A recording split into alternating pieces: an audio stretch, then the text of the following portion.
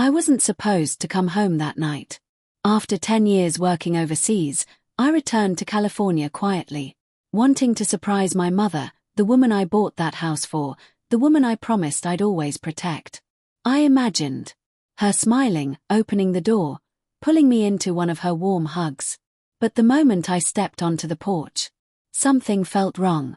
New cars I didn't recognize sat in the driveway. A security camera blinked above the door, one I never installed. And when I rang the bell, a stranger answered. Not my mother. Not even someone who looked like she belonged here. Then I heard it. A soft, trembling voice I knew better than my own, followed by someone speaking to her like she was beneath them. And when she finally appeared, eyes lowered, apron stained, hands shaking, I realized the truth that shattered me. My mother wasn't living in her home anymore. She was serving in it. That night, I vowed to get her justice. The taxi slowed as we turned onto the old street I used to bike down every summer. I pressed my forehead against the window, trying to calm the mixture of excitement and nerves swirling in my stomach. 10 years abroad, 10 years of welding ships in humid Singapore docks, saving every cent so Mom could live comfortably. Every call, every message, every photo of her smiling kept me going on the hardest days. I had imagined this moment 1,000 times. Mom standing at the doorway, hands over her mouth, crying, "Emma, my baby." Me dropping my bags and hugging her so tight she'd complain I was crushing her bones. But when the taxi stopped, my smile faded. The house looked wrong. The white fence I paid to have repainted last year was chipped and dull.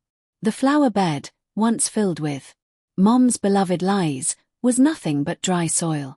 A luxury SUV I'd never seen before was parked right in front of the driveway. And the curtains in the living room were different. Too modern, too expensive, too not her. My chest tightened. Mom must be redecorating, I whispered to myself, though even I didn't believe it. I pulled my suitcase up the walkway, noticing scuff marks along the steps, as if furniture had been dragged carelessly across them. Just before I reached the door, something else caught my eye.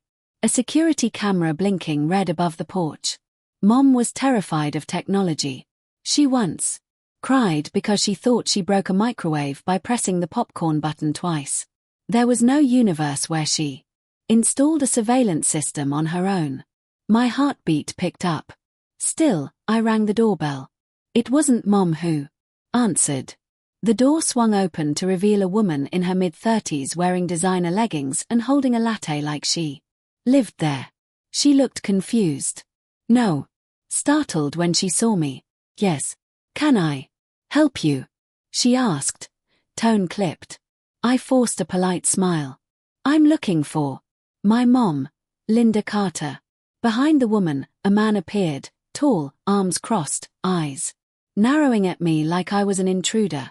And then, faintly, from deeper inside the house, I heard it. A small, tired voice I would recognize anywhere. Did someone come to the door? My mother, but not the mother, I remembered. The woman in front of me stiffened. The man shot her a warning look. My stomach dropped. Something was very, very wrong. Mom, I called out, stepping forward on instinct. But the woman in the doorway, Vanessa, as I would soon learn, quickly blocked me with a stiff, artificial smile. She's busy right now, she said. Voice sugary, but eyes sharp. Busy. My mother didn't get busy when her daughter came home after 10 years. I pushed gently past her before she could stop me. The man Brian moved as if to block me, too. But he hesitated, glancing back toward the hallway, and that hesitation told me everything. Something inside that house wasn't meant for me to see. Mom, I called again, louder this time. I heard shuffling, then a soft gasp. Emma. Her voice cracked in a way that made my throat close. I followed the sound into the living room and nearly stopped breathing. Mom stood at the edge of the hall, holding a damp dish towel, her hands trembling. Her hair, once neatly brushed every morning, hung loosely, streaked with grey she never had before. Her clothes were faded, not dirty, but worn in a way that didn't belong to the woman who ironed everything, even her pajamas. But what shattered me wasn't her appearance. It was her expression.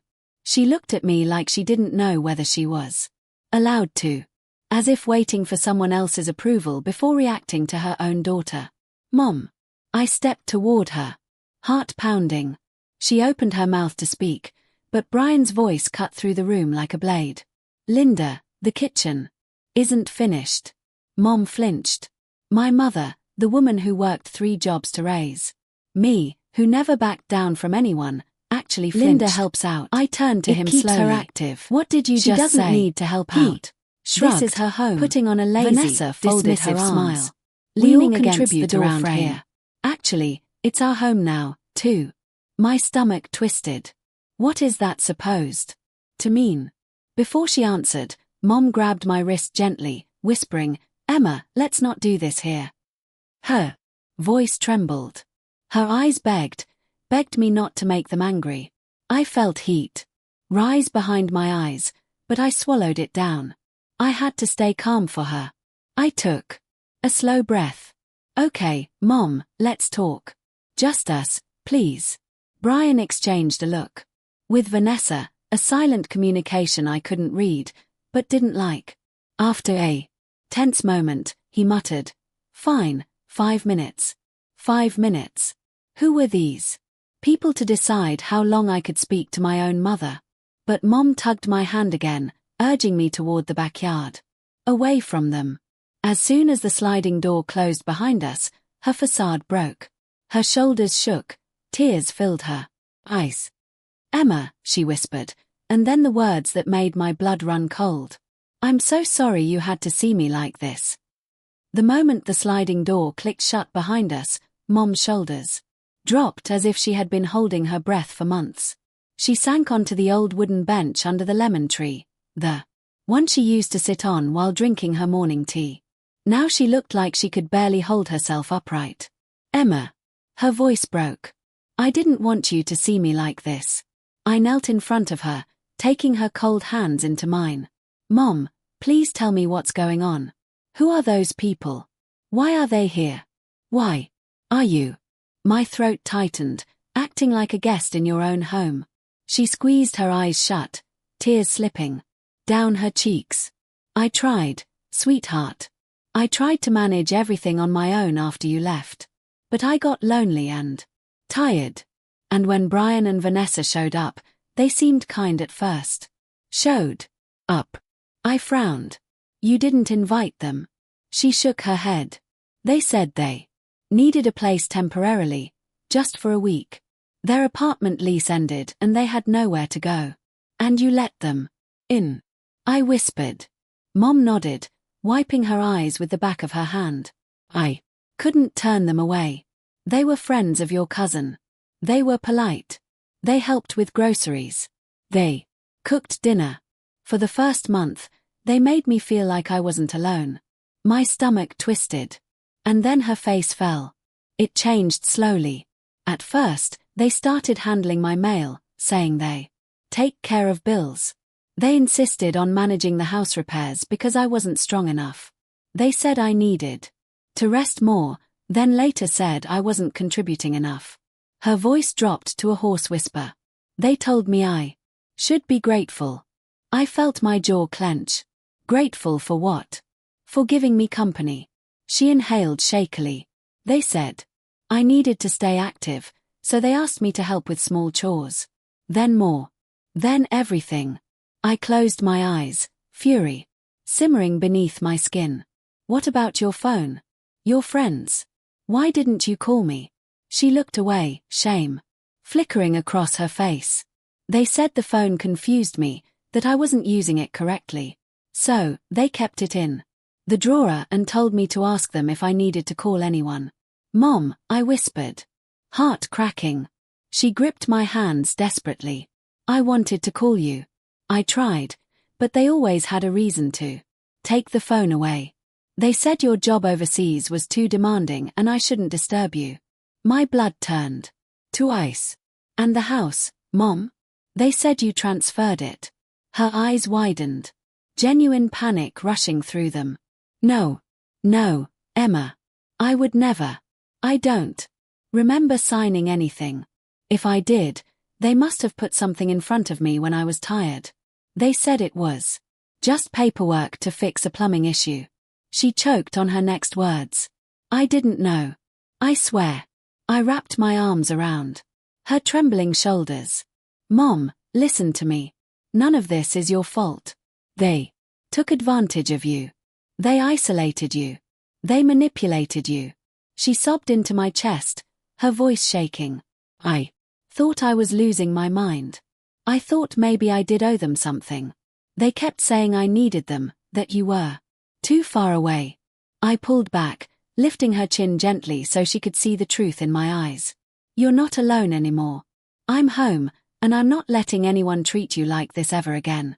Behind us through the glass door, I saw Vanessa, watching, arms crossed, expression cold, and I knew then whatever had happened so far was only the beginning. I didn't wait. The moment I felt Mom start to shake in my arms, I grabbed my phone with one hand and wrapped the other around her shoulders. Emma, what are you doing? She whispered, fear flickering in her eyes. Something I should have done the second I stepped inside that house, I said quietly. I'm calling Daniel. Daniel Brooks, my best friend from high school, now a civil and elder rights attorney in San Francisco. Mom stiffened. No, don't involve lawyers. They'll get upset. I looked her straight in the eye. That's the point. I stepped farther from the sliding glass door so Brian and Vanessa couldn't hear.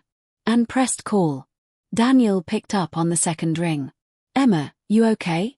No, I said. My voice cracked with a mix of fury and disbelief. I need you at my mother's house now. Daniel didn't ask questions. When should I come? Immediately. I'm on my way. When I hung up, Mom clutched my arm anxiously. Emma, I don't want trouble. Mom, the trouble already exists, I said softly. I'm just turning the lights on so we can see it.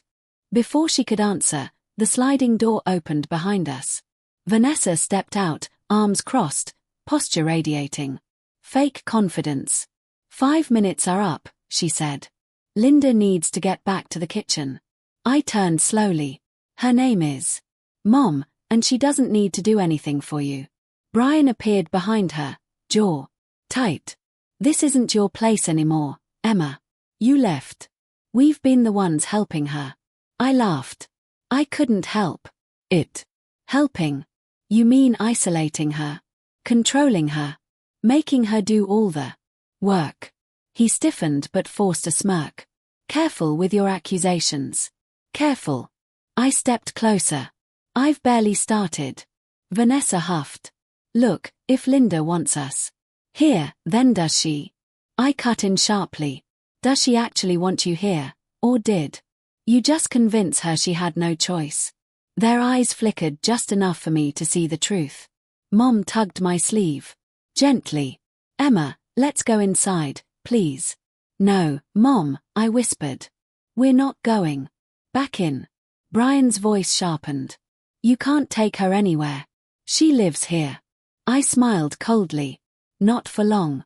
Just then, a silver Honda pulled up in front of the house. Daniel stepped out wearing a navy suit, his briefcase in one hand, sunglasses in the other. He looked like the kind of man who didn't lose cases and the kind of man Brian would hate to meet. Vanessa muttered. Who is that? Daniel approached calmly. Good afternoon. I'm attorney Daniel Brooks. I'm here to speak with my clients. Brian sputtered. You're your what? Daniel gave him a polite, sharp smile. Emma and Mrs. Carter have retained my services. Effective immediately. Vanessa's expression cracked. You can't just legally, Daniel interrupted. I absolutely can, he turned to Mom. Mrs. Carter, with your permission, I'd like to review any documents Brian or Vanessa had you sign. Her voice trembled. I don't remember what I signed. That's all I needed to hear, Daniel replied gently. Emma, let's get your mother out of here now. Brian stepped forward. You can't take her. Daniel raised a hand.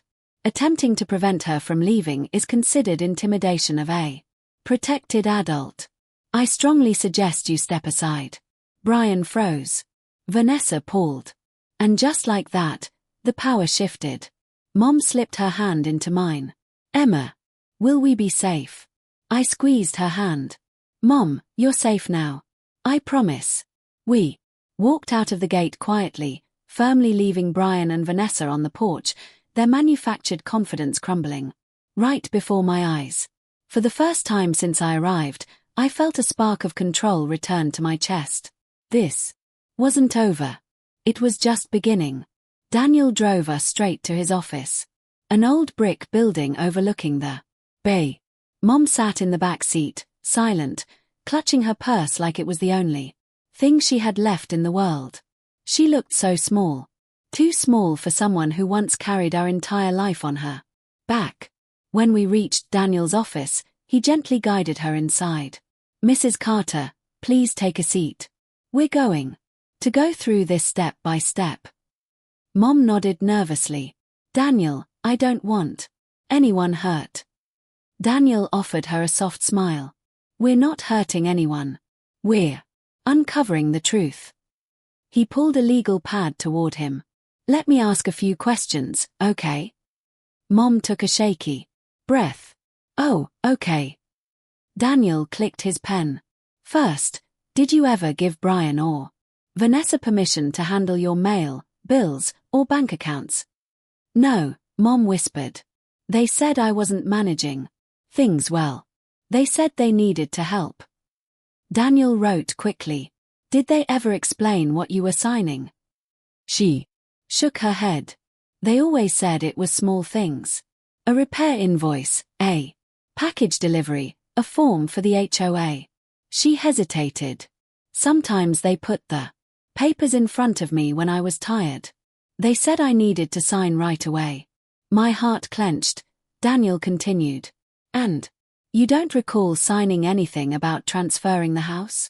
No, never. I would never give away Emma's house. I swallowed the lump in my throat. Daniel turned to me. Emma, do you have access to the original property records?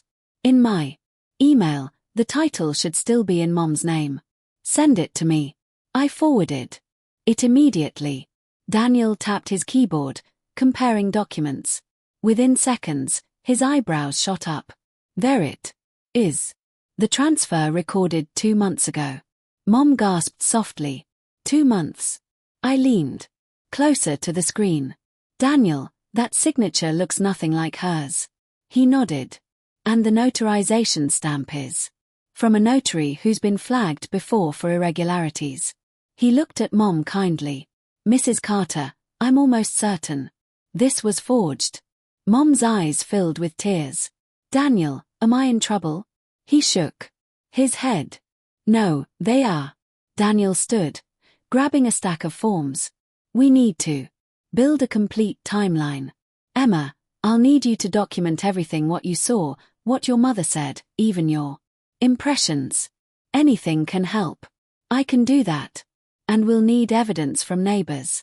If they saw any exploitation, it will be crucial. I nodded again. I'll go to the neighborhood tomorrow.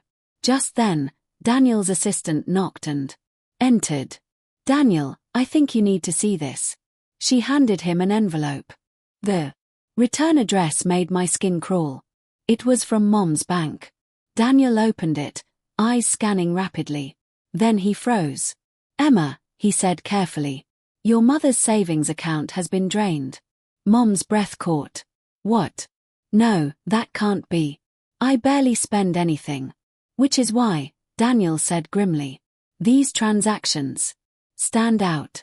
Large purchases, frequent ATM withdrawals, charges from luxury stores. All in the last year. I felt heat spread across my face. Rage so sharp it almost felt cold.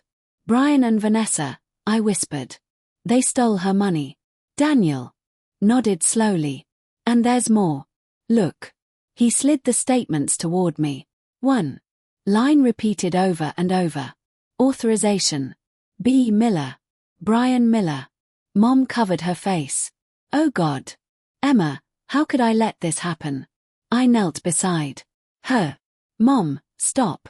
This isn't your fault. They isolated you, manipulated you. This is on them. Daniel set the papers aside and folded his hands. We have more than enough to open a full investigation.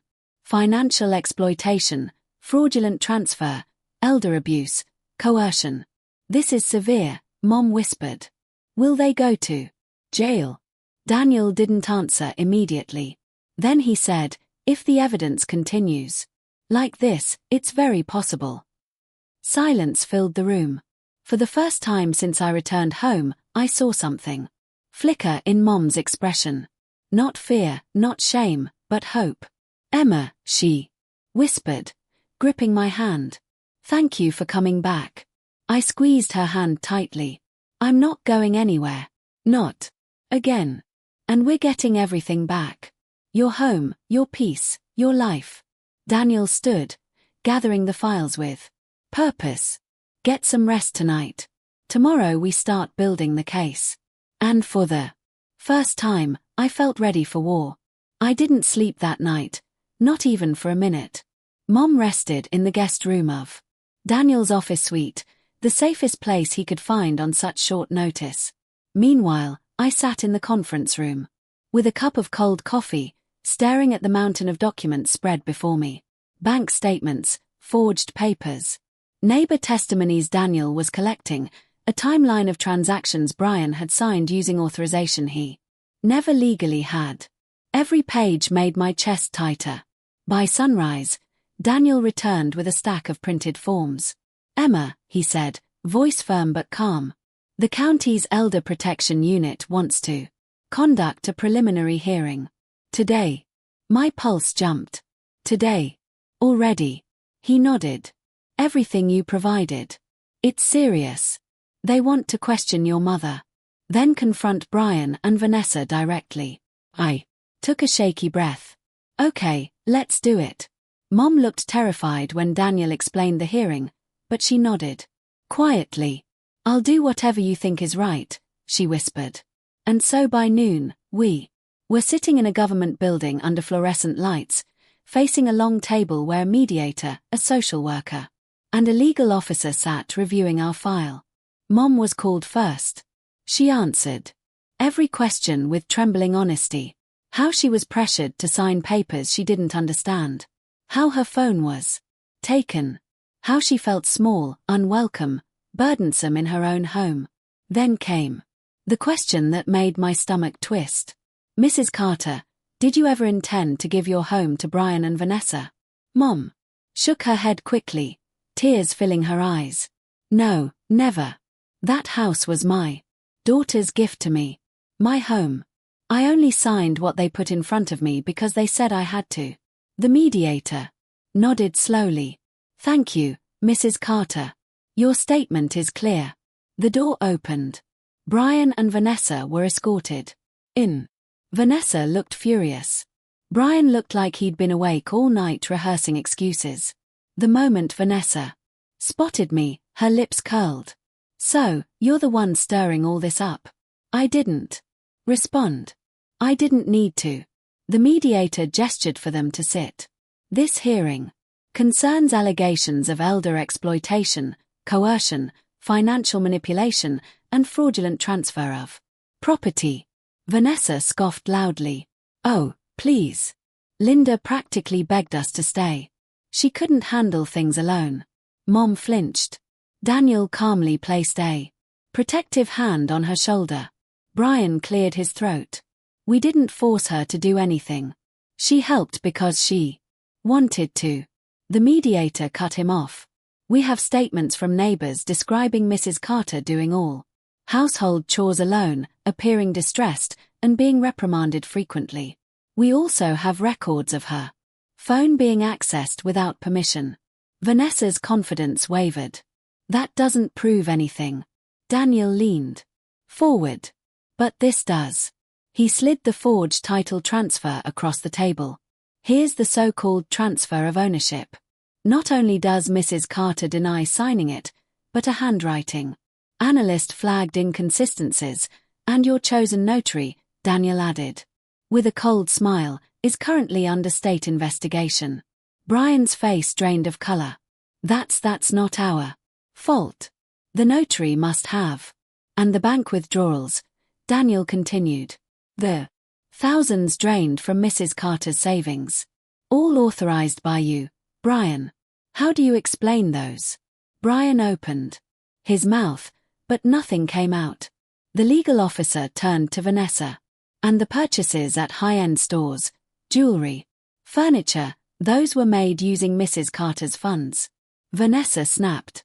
While she didn't need the money, she wasn't using it. My jaw tightened. Mom covered her mouth in shock.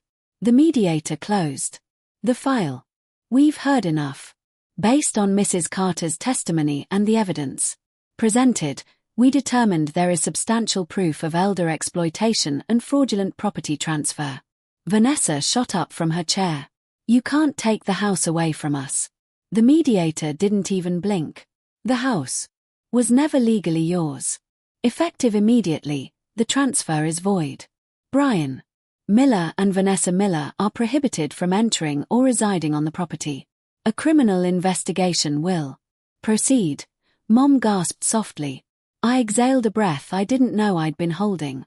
Vanessa turned on Brian angrily. This is your fault, Brian muttered. Mine. You said we could get away with it. Security approached. Please exit the room. Their voices faded as they were escorted out. Mom leaned against me, trembling with relief. Emma, is it over? I held her close. No, Mom. This isn't the end. I looked toward the door where Brian and Vanessa had vanished. It's the beginning of the end, and we're not backing down. For the first time since coming home, I felt the tide turn. Tomorrow, we would prepare for court. And this time, we were ready. The court date arrived faster than I expected. For weeks, Daniel and his team built the case piece by piece interview. Transcripts, financial audits, handwriting analysis, recorded statements from neighbors, and a full psychological evaluation of Mom confirming the emotional distress she had suffered. When the day finally came, Mom clung to my arm as we walked into the courthouse. Her steps were slow, careful, but steady. She wasn't the same fragile woman I found in the kitchen that first day. She was stronger now, still shaken, but standing with purpose. Inside, Brian and Vanessa sat at the defendant's table, looking vastly different from the confident homeowners they pretended to be. Brian wore a wrinkled suit that didn't quite fit. Vanessa looked pale, hiding behind sunglasses, even indoors. Her hands never stopped fidgeting. I took my seat beside Mom and Daniel. Across the room, Vanessa shot me a glare.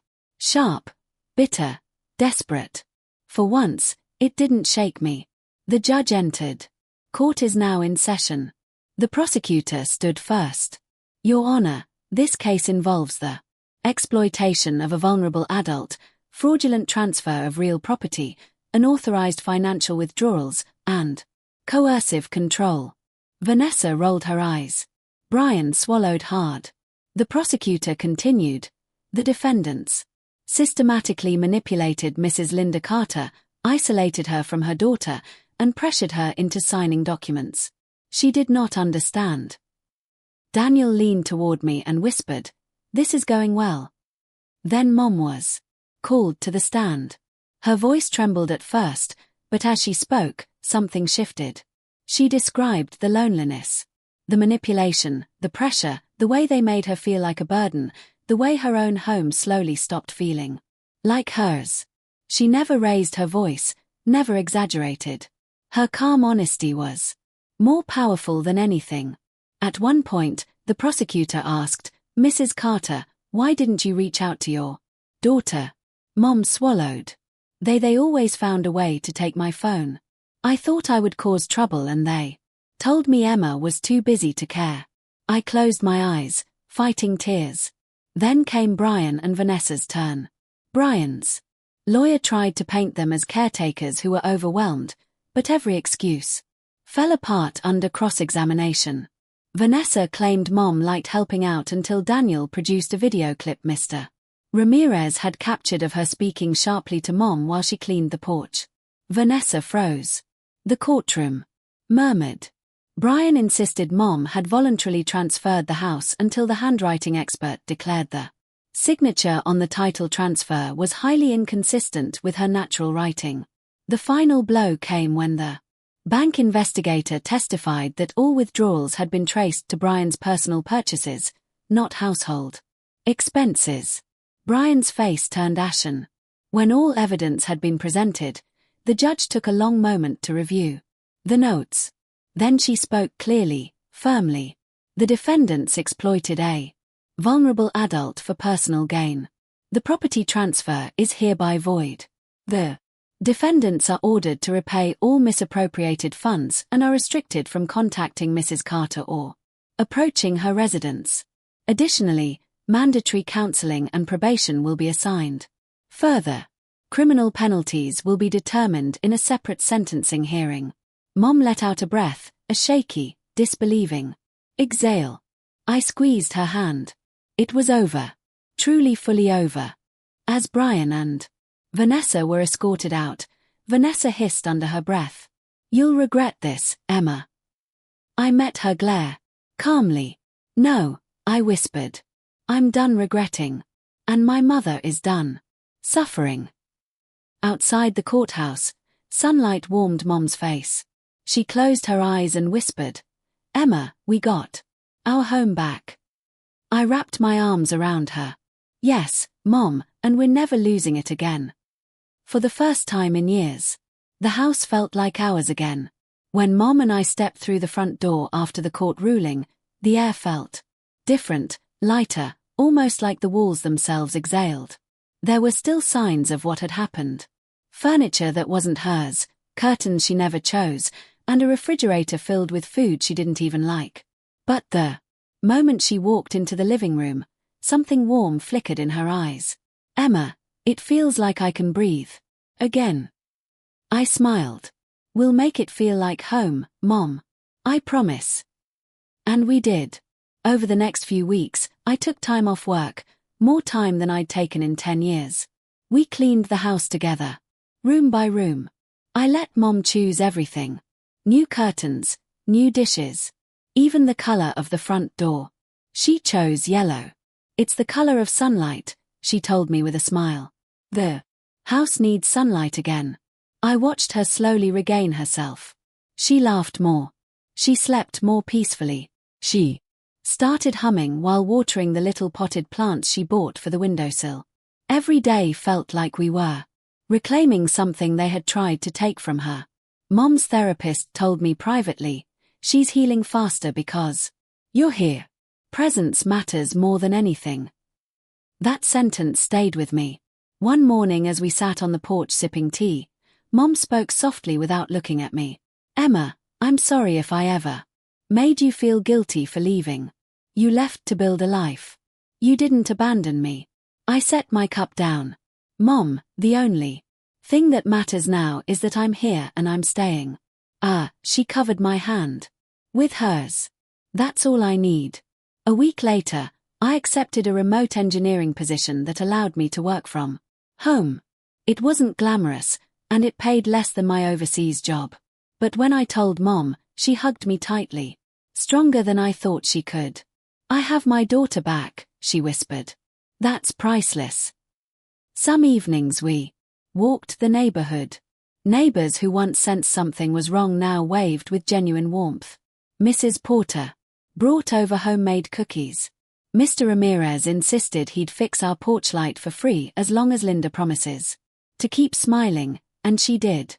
The woman who once shuffled through this home like a shadow now moved with purpose again. She cooked her favorite meals. She organized her recipes. She talked about repainting her bedroom lavender in the spring. One night, as I tucked her in, she said something I'll never forget. "Emma, thank you for saving me."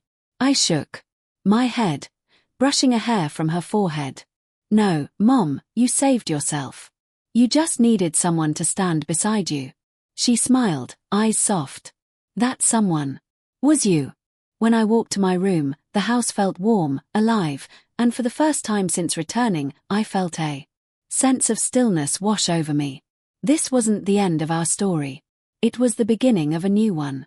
One I would never take for granted again. Because justice didn't just return the house to us. It returned her to me. And it returned me to the place I should have been all along.